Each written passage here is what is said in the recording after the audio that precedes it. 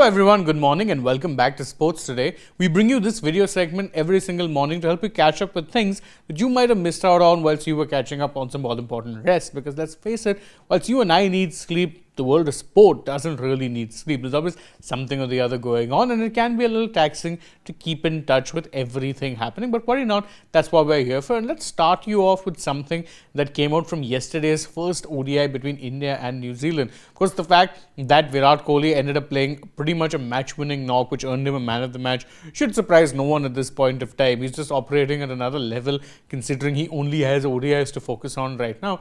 But afterwards, when discussing his player of the match performance, he made a very surprising but also kind of sweet revelation of what he does with his man of the match or individual trophies that he wins from cricket. He says that he simply sends them to his mother, who keeps them in a room in their Gurgaon house. That's a very interesting one, because you'd think that this would be something that Kohli would keep with himself, but apparently he prefers sharing his glories with his mom, which is, again, as I said, a very sweet thing, truth be told.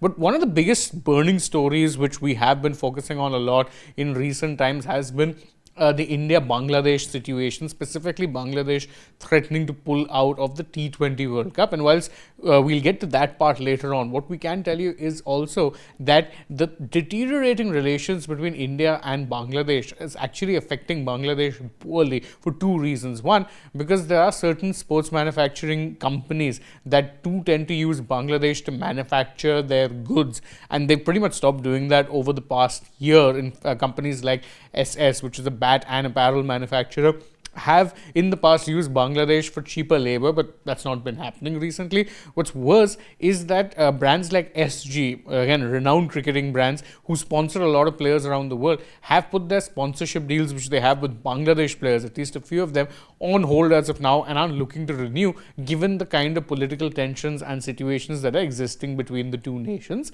One thing is certain is that this major standoff that is happening sadly is affecting Bangladesh a lot more, and one hopes that obviously if there's some sort of a resolution at a political level, might be a little bit more beneficial to them, because, and this is where we come to story number 3, there is still no clarity on whether or not Bangladesh's demands will be accepted by the ICC. There's a lot of stories flying around, including one rather wild one from Pakistani sources claiming that the ICC is considering moving Bangladesh's matches to Pakistan. That would be wild, to put it politely, and there's no way that that's happening. But what we can tell you for sure is that there's no clarity. As of now, the ICC is reportedly a little bit on the reluctant side when it comes to acquiescing to the demands. That's what we're getting to hear.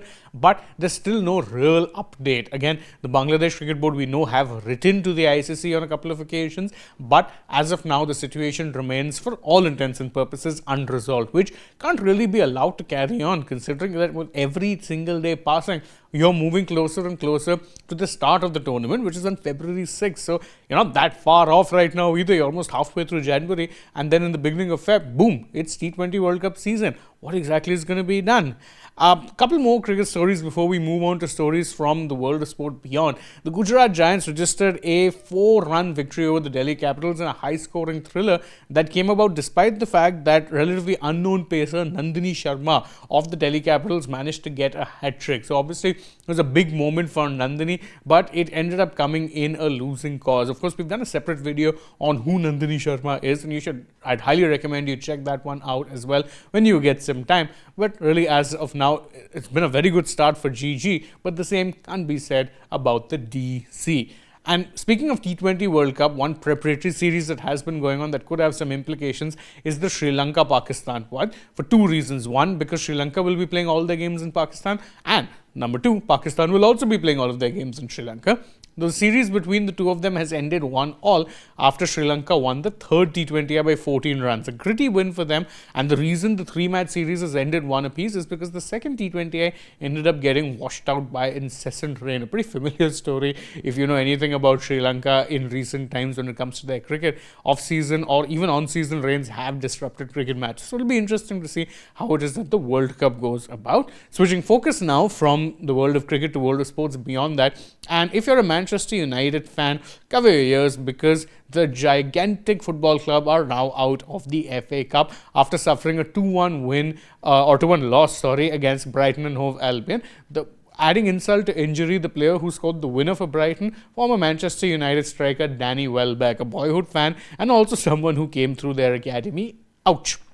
For United, it means that they have pretty much no hopes for silverware this year. They are out of the Carabao Cup. They were never in any European competition, and now they're out of the FA Cup as well. Of course, that could work out to be a blessing in disguise if they manage to get a half-decent league position. But even now, their situation is precarious despite the fact that they are within touching distance of the top 4. One team that didn't have any problems whatsoever was Arsenal. They beat Portsmouth 4-1 to ensure that their safe passage into the next round is sorted. A Gabriel Martinelli hat-trick confirmed that, and the fact that Martinelli could get a hat-trick tells you all you need to know about Portsmouth. No disrespect Arsenal fans or Gabby Martinelli. Well, another bigger result came our way in the Spanish Supercopa. The final was an El Clasico between Barcelona and Real Madrid, and it was Barca who ran out tight 3-2 winners courtesy of yet another good showing from Rafinha, who I think can inherit the tag of being the most underrated footballer in the world right now.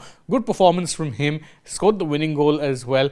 Problems continue to mount though for Real Madrid, because again, it was being seen this particular tournament as their only good chance of winning a trophy this year. They're well behind the 8 ball in La Liga, and the fact that they lost out on it to, of all people, rivals Barcelona, will be hurting some in the Real Madrid hierarchy.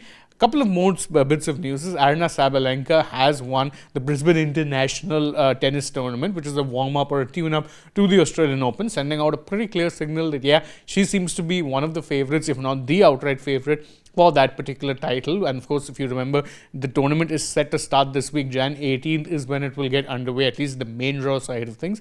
The qualifiers will already be underway. Main draw starts on 18th. And, well, Sabalenka, I would say, is one of the favourites. And speaking of tennis news, Milos Raonic, a player who ended up earning himself the nickname Missile Milos because of his rather missile-like serves, has announced his retirement from the sport of tennis. His career hasn't quite peaked the amount that many expected him to, but he still had a pretty decent career, and at one point was ranked as high as number 3 in the ATP Tour rankings. No mean feat, considering most of his career coincided in the dominant era of the big 3, Federer, Nadal and Djokovic. So all the best, Milos, and let's see how it is that you do now in your post-tennis life. But that's it from us on this edition of the Morning Wrap. Thank you guys so much for joining us. As always, if you enjoy our work, like this video, share it with your friends, subscribe to the channel, tap that bell icon, follow us on social media. We're on Instagram, X and Facebook, and stay tuned for more such updates from the world of sport.